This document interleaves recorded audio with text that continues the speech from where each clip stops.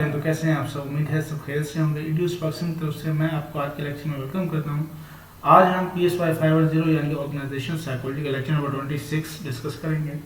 तो आइए हम देखते हैं कि इस लेक्चर में हम क्या डिस्कस करेंगे। सेल्फ एफिकेसी, जो कि हमारी पॉजिटिव साइकोलॉजी का लास्ट टॉपिक है। सेल्फ एफिकेसी कि जो हमने पॉजिटिव साइकोलॉजी स्टार्ट की थी, आज उसका लास्ट टॉपिक है। सबसे पहले हम देखेंगे कि सेल्फ एफिकेसी क्या होती है, इसकी introduction, type of self efficacy कौन कौन सी हैं, इम्पैक्ट्स ऑफ सेल्फ एफिकेसी क्या है, अगर सेल्फ एफिकेसी इंपॉर्टेंट है तो उसके कौन कौन से इम्पैक्ट होते हैं, सोर्सेज ऑफ सेल्फ एफिकेसी क्या है कि सेल्फ एफिकेसी कहाँ से आती है, इसके सोर्स कौन कौन से हैं, उसके बाद इम्प्लीकेशन क्या है इसकी वर्क प्लेस पे। तो आज हम इन चीज़ों को डिस्कस करते हैं। तो आइए आज हम शुरू करते हैं कि सेल्फ एफिकेसी क्या होता है। सेल्फ एफिकेसी से मुराद ये होता है कि इंडिविजुअल का बिलीफ कि वो एक काम को करने के काबिल है या नहीं, इस बिलीफ को सेल्फ एफिकेसी कहते हैं। लेट्स सपोज कि एक पर्सन की कार खराब हो गई है, तो अगर वो उसका बिलीव है कि वो अपना अकेला अपनी कार को ठीक कर लेगा या अपनी कार का जो टायर पंचर हुआ उसको चेंज कर लेगा, तो this is the person self efficacy. जो सेल्फ एफिकेसी का कॉन्सेप्ट था वो एल्बर्ट बंडूरा ने दिया था। उन्होंने इस तरह से सेल्फ एफिकेसी को डिफाइन किया कि एक पर्सन का बिलीव अपनी एबिलिटी के ऊपर कि वो स्पेसिफिक सिचुएशन में कामयाब हो सकता है, इसको उन्होंने सेल्फ एफिकेसी कहा था। अब एल्बर्ट बंडूरा की जो थ्योरी थी उसके मुताबिक यह था कि people with high self efficacy, जिन लोगों के अंदर हाई सेल्फ एफिकेसी होता है, those who believe that they can perform well, तो उनमें ये होता है कि वो बड़ा अच्छा परफॉर्म करते हैं। वो कोई भी टास्क दिया है तो वो टाइमली कंप्लीट कर लेते हैं, अपना काम मुकम्मल करते हैं। Are more like to be difficult task as something to be mastered, तो वो उस काम को जो उनको मुश्किल लगता है तो उसको इस तरह से देखते हैं हमने मास्टर कर देंगे, ना कि उसको अवॉइड करते हैं। तो यहाँ पे एल्बर्ट बंडूरा ने उसको सेल्फ एफिकेसी को इस तरह से डिफाइन किया था कि एक पर्सन का बिलीव कि वो किस तरह से किसी काम को कर सकता है और वो मुश्किल काम को अवॉइड नहीं करता बल्कि उसको मास्टर करने की कोशिश करता है। तो उसके साथ जो सेल्फ एफिकेसी होती है वो डिफरेंट होती है सेल्फ स्टीम के साथ। सेल्फ स्टीम एक्चुअल में अपनी एवेल्युएशन होती है सेल्फ की, लेकिन जो सेल्फ एफिकेसी होती है इसके अंदर पर्सन जो होता है उसको अपने आप पे बिलीव होता है कि मैं ये काम कर लूंगा। अब जो सेल्फ एफिकेसी होती है वो ये डिटरमाइन करती है कि लोग किस तरह से सोचेंगे, किस तरह से महसूस करेंगे और अपने आप को मोटिवेट करने का और किस तरह से बिहेव करेंगे। तो इस तरह से जो सेल्फ एफिकेसी होती है ये सब बताती है। इसकी टाइप्स जो होती हैं टोटल टू टाइप्स होती हैं। एक जनरल सेल्फ एफिकेसी होती है जो कि टाइम और सिचुएशन के हिसाब से स्टेबल होती है, कभी चेंज नहीं होती। एक स्पेसिफिक सेल्फ एफिकेसी होती है कि एक जो टास्क पे हम काम कर रहे होते हैं, जिसको कोई हार्ड वर्क है, कोई बहुत मुश्किल काम है, तो उस वक्त जो हमारी सेल्फ एफिकेसी होती है यानी कि हमारा अपने ऊपर जो बिलीव होता है कि हम ये काम कर लेंगे, वो उस वक्त बहुत ज़्यादा होता है। एक बिलीव ऐसा होता है कि जो भी हम कहते हैं कि हम हर काम कर लेंगे, लेकिन वो जनरल होता है। लेकिन जो स्पेसिफिक सेल्फ एफिकेसी में वो जो स्पेसिफिक हम काम कर रहे होते हैं उसके ऊपर हमारा बिलीव होता है कि हम उस काम को कर लेंगे। अब हम देखते हैं कि इसके इम्पैक्ट कौन से होते हैं। सबसे पहले इसका इम्पैक्ट है चॉइस ऑफ बिहेवियर। जैसे कि हम जानते हैं जिस माशरे में हम रहते हैं यहाँ पे हमारा बिहेवियर अपनी चॉइस के ऊपर होता है। अगर एक पर्सन जो है ये बिलीव करता है कि मैं एक वर्थलेस पर्सन हूँ, मेरी कोई बात नहीं सुनता, मैं बिल्कुल अकेला हूँ, तो वो उसका अपना चॉइस ऑफ बिहेवियर है। लेकिन जो सेल्फ एफिकेंट पर्सन होते हैं उनका बिहेवियर इस तरह का होता है कि वो अपने आप को बेटर फील करते हैं। वो कहते हैं कि हम सबसे अच्छे हैं, हम कोई भी काम उसको कर लेंगे।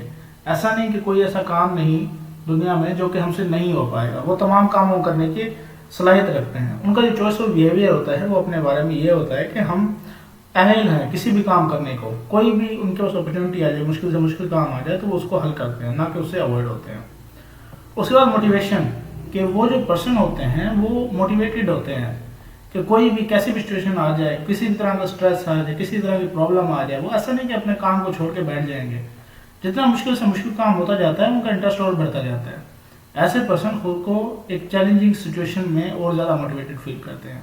वो ये नहीं कहते कि एक दफ़ा फेलियर आ गई तो हम इस चीज़ में बैठ जाएंगे। वो ये कहते हैं कि ये एक एक्सटर्नल फैक्टर था, किसी और वजह से था, बाहर के फैक्टर्स की वजह से था, उनका लोकस ऑफ कंट्रोल एक्सटर्नल था, तो वो इस चीज़ को गेन कर लेंगे। उसके बाद प्रेजेंट सबसे मुश्किल काम होता है किसी काम को उसके ऊपर टिके रहना। तो ऐसे लोग अपने काम पर टिके रहते हैं इस चीज़ से बिला गर्ज होके कि ये काम लोगों की नज़र में क्या है, लोग उसको किस तरह से देखते हैं, लोग ये काम अच्छा समझते हैं या नहीं समझते हैं। उसके बाद अगर वो फेल भी होते हैं तो लोगों के इस बारे में क्या राय है, वो इस चीज़ से कदा नज़र होकर उस चीज़ पे प्रिजर्व रहते हैं। उसके बाद जो चौथा इस पर इम्पैक्ट होता है वो थॉट्स पे होता है, कि उनकी जो थॉट्स होती हैं ये बड़ा अहम रोल अदा करती हैं। कि उनकी जो थॉट्स होती हैं ऑलवेज पॉजिटिव होती हैं।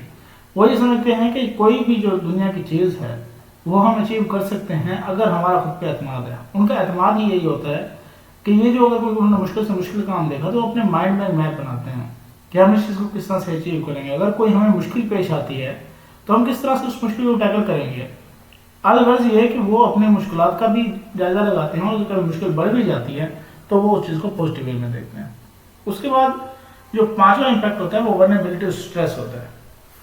ऐसे लोग कम से कम स्ट्रेस में पड़ते हैं। रीज़न ये होती है कि उन्होंने बहुत ज़्यादा जो अपने आप को एक मोटिवेटेड रखा होता है, वो ये समझते हैं कि हम कोई भी काम कर लेंगे, तो इस वजह से वो स्ट्रेस उनको लोगों को कम से कम फेस करना पड़ता है बनिस्बत उन लोगों के जो कि जिनमें सेल्फ एफिकेसी नहीं होता, खुद पे बिलीव ही नहीं होता। वो ये समझते हैं कि कोई भी काम होगा इजी होगा, हम करेंगे।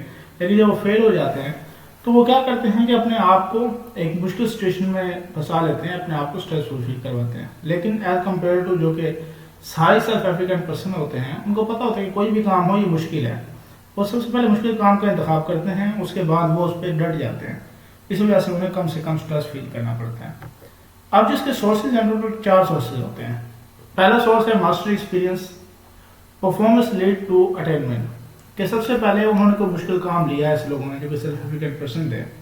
अब उन्होंने ये देखा कि ये काम बहुत मुश्किल था तो उन्होंने उसे बार बार किया, फेल होते गए सीखते गए, फेल होते गए सीखते गए, वो हत्ता के उस चीज़ में एक्सेल कर जाते हैं, उस चीज़ में मास्टर हो जाते हैं।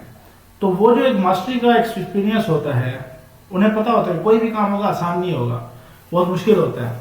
अब वो मुश्किल से उस काम को जो वो कर रहे हैं वो उस पर मास्टर हो जाते हैं। तो ये एक पहला सोर्स हो जाता है सेल्फ एफिकेसी का।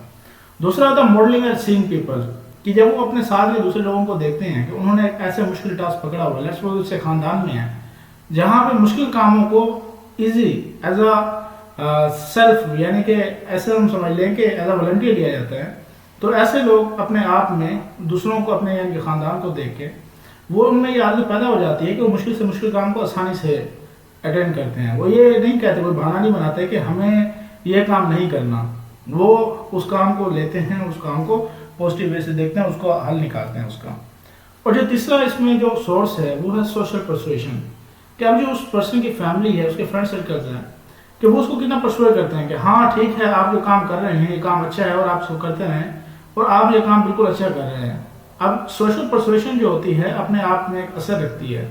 अगर वो काम सोशल परसुएशन की वजह से नहीं होता, लेट्स सपोज अगर आपके फ्रेंड सर्कल या आपके दोस्त ये कहते हैं कि आप इस काम को अचीव नहीं कर सकते, तो उसका असर ये होता है कि जब पर्सन बार बार थकता है, बार बार उसमें लूज करता है, तो वो आदमी यही समझता है कि मैं इस काम को नहीं कैरी ऑन कर सकता, तो उसकी सेल्फ एफिकेसी कम होती है।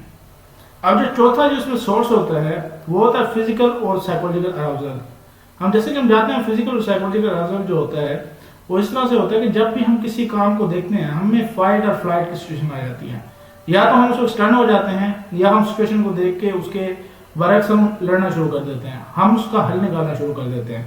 तो इसमें जो फिजिकल एंड साइकोलॉजिकल अराउजल जो होता है ये एक बड़ा अहम टॉपिक होता है कि जो सेल्फ एफिकेंट पर्सन में होता है कि वो किसी काम को देख के अराउज हो जाते हैं, वो उसका हल निकालने की कोशिश करते हैं, ना कि उसे भागते हैं।